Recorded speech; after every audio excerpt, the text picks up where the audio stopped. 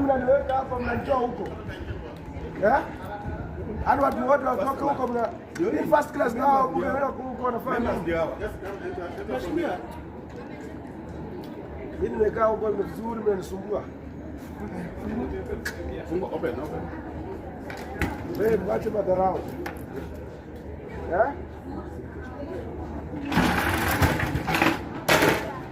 Empty tuingie.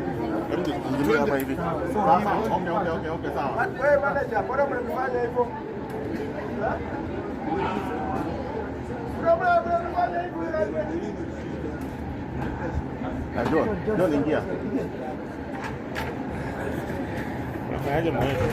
Yesterday there was drama in SGR while the MPs were going to the coast for the East African Sports and Ball Games that was to be hosted by Mombasa County. Also, sad news came in that the members of the parliament from Tanzania who were coming to Kenya by road were involved in accident after their bus lost control and hit the ditch. However, no serious injuries were reported and nobody lost his life. But back to the story of Peter SILYASIA, he had set himself and he had put him in place himself in the VIP. However, he was whisked to the first class and he was complaining so much. Many Kenyans asking the question, why could they do this to Mr. Peter SILYASIA? He deserves better. That was the comment on social media. But in the recent days, we have seen how Mr. Peter SILYASIA has been very vocal. It is like maybe they never wanted him in the VIP because of the people in VIP had their own issues to discuss. So Peter SILYASIA was to be like a mole maybe in that area. Viongozi wa Kenya Kwanza na wale wengine wa broad-based wamekuwa mstari wa mbele to criticize the bishops. When they were supporting them, they were clapping for them. But when they want to correct them, they are number one to say that ya kwamba ati hawana Holy Spirit. And that is why tumekuwa na mchakato why members of parliament they are not even coming in the National Assembly. Kama sisi the first time as MP tumedharauliwa sana ya kwamba wanapatia nafasi wale wanajiita veterans kuongea, and that is why we have decided to abandon the parliament, wafanye mambo yao, wapitie venye wanataka, because they cannot listen to us. These are the bishops who endorsed them, and they must also listen to them before the revolution comes, because these people were filled by the Holy Spirit and they knew where the direction this country is taking place is not taking the direction that is supposed to be. The politicians have been pocketed, the executive is there, so the judiciary has been pocketed, so the only people who will save this country are the Gen Zs and the churches. And church should not fear to speak it out clearly and loudly, because they will take them nowhere. When we opposed this, the new mode of funding, they didn't want to hear us. They didn't want to hear us because we knew that the implications that they are going to bring in this country. You know, the universities today, they are in financial crisis.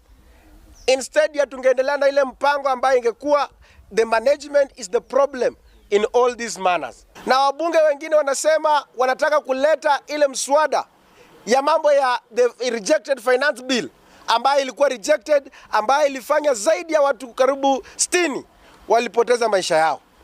And then again they are bringing it back even after ile ingine ya 2023 ambayo ilikuwa imetolewa na koti, saa hizi ilikuwa unconstitutional, wameirudisha. Then again they want to add. Mr. Peter SILYASIA has been among the people who are always the critics of the Kenya Kwanza regime. He has always had his mind and he has always been very articulate while he talking about the stories of administration and governance in the Republic of Kenya. However, this does not sit well with many other people, considering the fact that in Kenya now there is a strong alliance, there is the broad-based governance, and there is one which is watching from outside, waiting to make a very bigger decision in 2027. And as the ground and the fracas go, Peter SILYASIA has always been the man to watch. He has been a kingpin, and even some of the MPs say that this man has the very large capability of being re-elected back in 2027. He will come back as early as possible, that is 2027. However, Mr. Peter SILYASIA has always had fair share of his troubles.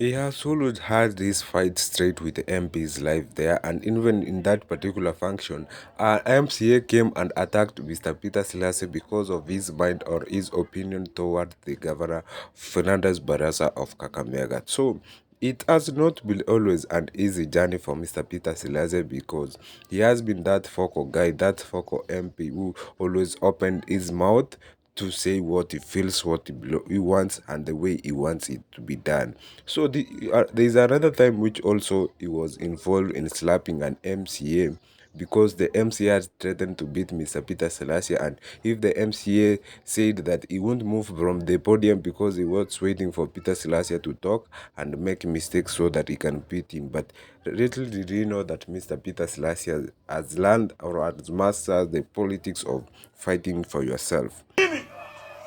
Na kuna kijana fulani mchinga pumbavu anaitwa SILYASIA. Mnajua SILYASIA? Kila siku akiamka ni kutusi Raila.